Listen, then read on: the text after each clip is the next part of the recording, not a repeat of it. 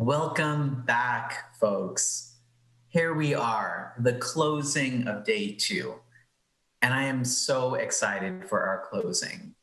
If you want the energy to start another week of reproductive freedom activism, you're about to get it. Before, however, I introduce our amazing closing keynote speaker, I want to thank you all for such an amazing summit. And I want to remind you, if you have not yet, please, after this closing keynote, go to the photo booth in Cadence, take your selfie, tweet it, tag us at NARAL. Or if you put your selfie on Instagram or Facebook, tag us at Pro-Choice America. We really look forward to seeing your beautiful faces. Shout out to on Twitter at Brio Harder. I saw your selfie and I loved it. Thank you so much. So please, please, please do visit our photo booth. Also, you can visit our tables in our Cadence conference platform after this keynote, where you will be able to see our store, get social media tips from the experts, join our national mobilization team.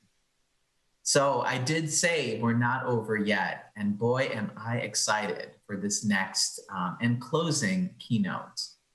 I would like to introduce you all to someone you're about to hear from, Paxton Smith.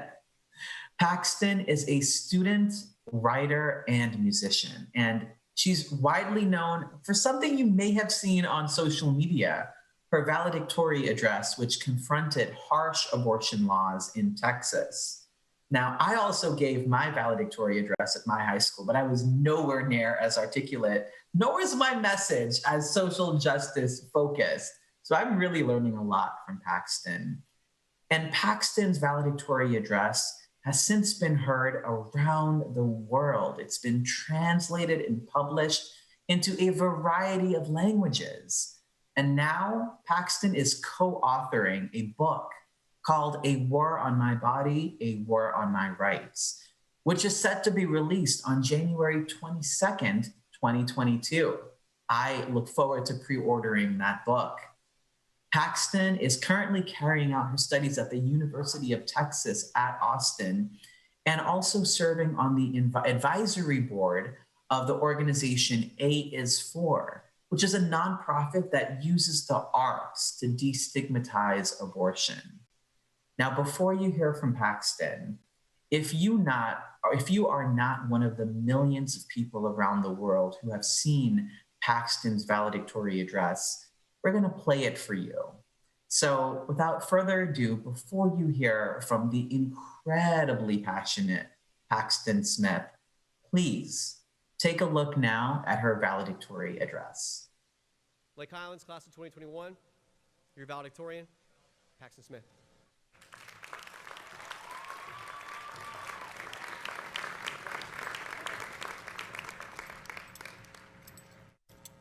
I'm not usually very good at expressing my gratitude for the people that I care about, but I would like to say thank you to Coach. I think he's had a bigger role in my life than he realizes. Okay. As we leave high school, we need to make our voices heard. Today, I was going to talk about TV and media and content because it's something that's very important to me. However, under light of recent events, it feels wrong to talk about anything but what is currently affecting me and millions of other women in the state. Recently, the heartbeat bill was passed in Texas. Starting in September, there will be a ban on abortions after 6 weeks of pregnancy, regardless of whether the pregnancy was a result of rape or incest. 6 weeks. That's all women get. And so before they realize, most of them don't realize that they're pregnant by 6 weeks. So before they have a chance to decide if they are emotionally, physically, and financially stable enough to carry out a full-term pregnancy, before they have the chance to decide if they can take on the responsibility of bringing another human being into the world, that decision is made for them by a stranger a decision that will affect the rest of their lives is made by a stranger. I have dreams and hopes and ambitions. Every girl graduating today does. And we have spent our entire lives working towards our future.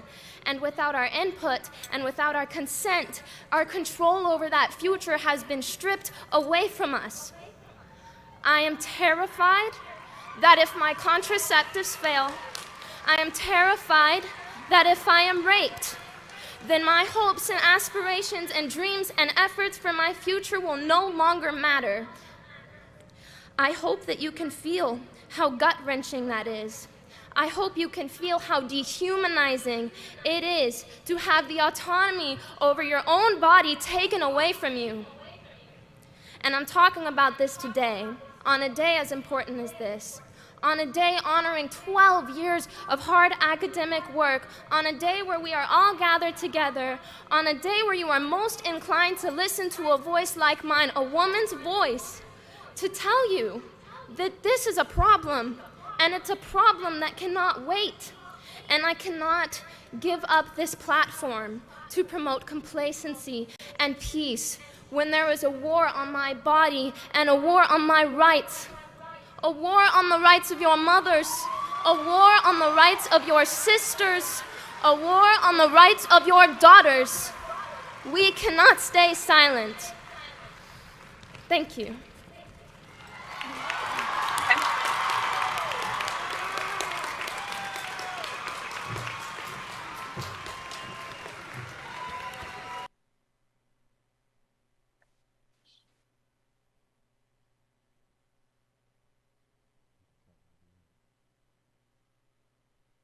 Hi, my name is Paxton Smith. In May of 2021, Texas passed the heartbeat bill. For those of you who don't know what that is, although you did just see my speech, so you probably know, the heartbeat bill is a piece of legislation that bans abortions after 6 weeks of pregnancy in Texas, regardless of whether or not the pregnancy was a result of rape or incest. When I first heard that this bill had been passed, I was actually sitting in my high school government class, and my teacher decided to mention it as a way of transitioning from one topic to another. A total of 2 people, myself included, expressed our frustrations, and that was the end of the conversation around the bill for the rest of the day. When I got home, I got on Instagram and I saw a number of posts by women who were angry at the bill's passing, but it wasn't making any news headlines, which confused me. It confused me because the media coverage, the amount of media coverage that this bill got was not reflective of the reality of this bill. By banning abortions at 6 weeks, it effectively ended abortions in Texas. Many, if not most women, don't realize that they're pregnant by 6 weeks. And so before those women have a chance to decide if they can take on the responsibility emotionally, physically, and financially of carrying out a full-term pregnancy, that decision is made for them. That is a life-changing decision that is made without their input or without their consent. And so the reality of a bill like this is that it will, when it goes into effect, if and when, change the lives of thousands upon thousands of women. So you can imagine how I felt in seeing that it had passed. And you can imagine how I felt in seeing that it was not front and center in the news. But it was front and center in my mind, because how could it not be? I'm 18. I'm going to college soon at the University of Texas at Austin, and I've spent my entire life working towards this future that I am about to embark on. I worked tirelessly to get these perfect grades. I was in almost every extracurricular I could be, taking leadership positions. I did multiple internships. I worked a part-time job to help finance my education, and that was all in the hopes of opening up every opportunity I could have possible, so that the way that I spend the time that I have in my life is up to me, and I have as many options as possible. But when I sat and I thought about this piece of legislation, I thought about, if my contraceptives fail, if I get raped, if I face myself with an unplanned pregnancy, then the decision of whether or not I have that child is no longer mine. It is a stranger's decision. And at the will of a stranger, I will be forced to have a child, regardless of whether or not I want to, regardless of whether or not I can handle it, regardless of the way that it will affect my life, my future, the one that I woke up every single day and spent time and effort working towards. That is my reality, starting in September, if this bill goes into effect, and that will be the reality of millions upon millions of women. But even before the Texas abortion ban and before the attempted bans in other states, this is already people's real life situation. I'm going to tell you a story about a close friend of mine who had an illegal abortion about 6 months ago. One night, she got into an argument with her mom. Their relationship is not the most stable, but that doesn't make getting through those arguments any easier. And so she was desperate to get out of the house. So when her friend reached out and asked her to come over, she said yes. When she went to his house, they decided to get high to pass the time. And at the end of the night, when both of their judgment was slightly impaired, they decided to have sex. About a month later, on a family vacation, she noticed that her period was late. And she texted her friend. She said, "Hey, did we use protection?" And he responded, "Yes, we did, but I stepped on the condom first." Now, if Texas taught a comprehensive sex education as opposed to the abstinence-only sex education, he would have known that that condom was probably ineffective after he had stepped on it, and he would have known to open a new one. But that is not the sex education that Texas kids receive. Regardless of this, though, my friend decided to go and get a pregnancy test, and she took that pregnancy test that night, and it came back positive. She was pregnant. She texted her friend again. She was panicking. She said, "Hey, I'm pregnant. It's your kid." And he was almost entirely unresponsive, which left her to deal with the pregnancy on her own. And she had two options. She could have an abortion, or she could have a child as a child. See, my friend was actually 16 when this happened. And in Texas, if you are a minor, you have to get a parent's permission, a parent's consent to have an abortion. It's like that in over half of the states in this country. Because her relationship with her mom was already unstable, and because her mom was very vocally anti-sex, anti-birth control, and anti-abortion, she didn't feel safe going to her mom to ask for an abortion, let alone tell her that she had been pregnant. So now she was left with two slightly different options. She could have a child as a child, or she could have an illegal abortion. She chose the second option. She went to Google and she looked up all of the ways that you can induce a miscarriage, and she chose one of the first options that came up, which was consequently one of the easiest ones as she was on a family vacation, and that was the consumption of Advil. That night, she took 10 pills. The next morning, when she hadn't had a miscarriage yet, she decided to take 20. Over the course of 3 nights and 1 morning, my friend had taken 4 bottles of Advil, well surpassing the lethal dosage, and it is a miracle that she did not die. But she will most likely suffer severe liver and kidney problems in her future. It was terrifying for her. She tells me that even now, 6 months afterwards, she still stays up and crying, thinking about how every day of that family vacation could have been the last time she saw her dad. It could have been the last time she joked around with her sister. It could have been the last time that she pranked her brother because she knew she could have died, but she was willing to take that risk to have an abortion. About a week later, she had a miscarriage in a gas station bathroom alone and with no one to call for help. There are so many restrictions and barriers placed between women and abortions that it is no longer a legal right for everyone, but it is a privilege for the few who have the resources to overcome those barriers.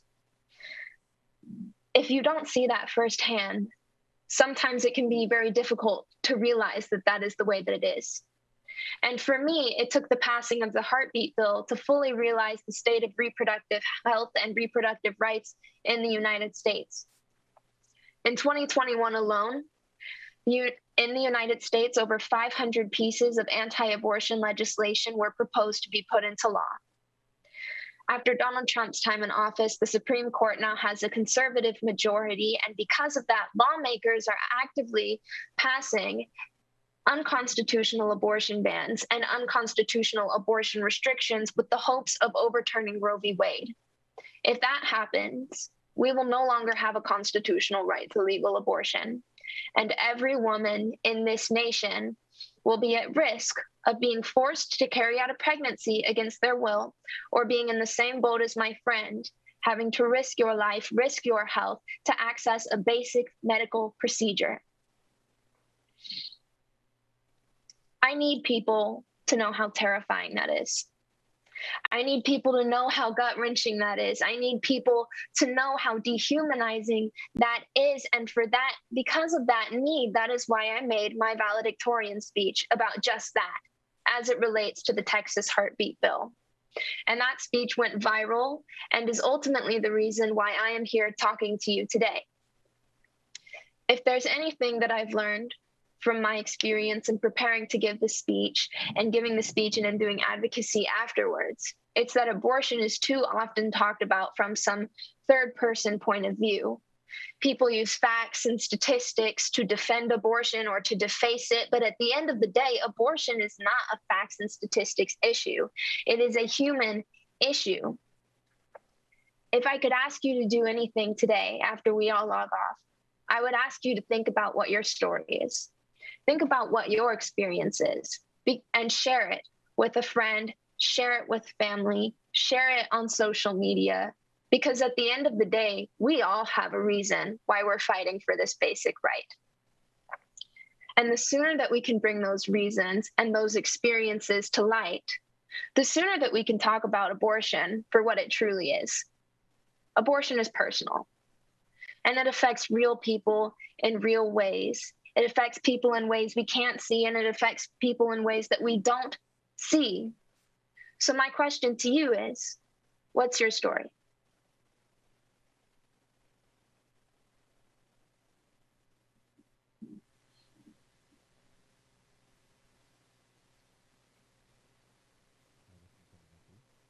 Great. Wow, Paxton. What is your story? I want everyone to reflect on that. What's your story? I think I want to share one takeaway from Paxton's closing remarks, and I deeply thank you for your leadership. It's the power of disruption. It's not acceptable and it's not normal what is happening right now. And what you saw Paxton do, and the leadership Paxton continues to do, is what we need. Paxton, I want to thank you so, so much for closing out so powerfully this amazing summit. Thank you. We will continue to support you, Paxton. Keep fighting the good fight in Texas and nationwide. Thank you. Absolutely, Paxton. Now, everyone, thank you. This has been an amazing summit, our second annual at NARAL Pro-Choice America. I'd love to hear from the chat a little bit about what you are taking away from this summit. First of all, remind us who you are, where you're from in the country. I'd love to hear a little bit about what you are taking away.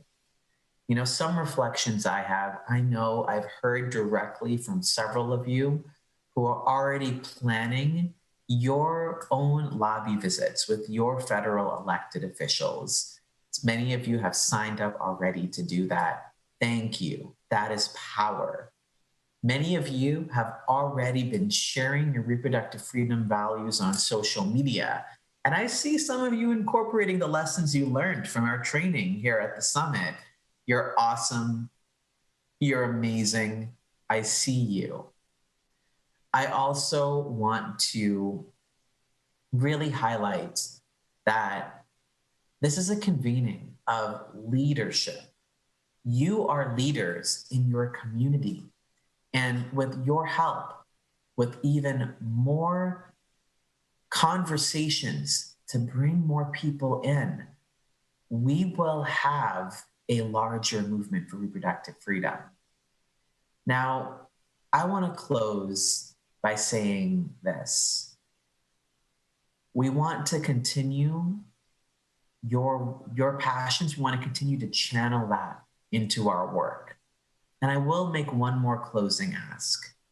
You know, we announced yesterday that our membership card, the one that you selected based on your vote. And now that you NARAL members have spoken, we want to invite you to be one of the first 500 members to claim your card. Look, if enough people donate, you're going to help us unlock a $25,000 match gift from a very generous donor. And if you claim your card before midnight tonight, that matching gift will become a reality. We'll continue to support this amazing work you've seen at the summit here today, the amazing work we are doing at all levels of government. This is a great way to help advance our mission at a crucial time. And who wouldn't love to be a card-carrying NARAL member? Thank you. I see those in the chat who have already donated. I see folks like Kimberly Beebe, who is saying they'll be lobbying for WIPA fiercely. I love that. Thank you, Jean from Minnesota, for committing to talk with your US representative. You all are the reproductive freedom movement. We look forward to your continued relationship and activism alongside NARAL Pro-Choice America. Until then, have a great rest of your weekend. Thank you for attending NARAL Pro-Choice America's second annual Activist Summit. See you out there.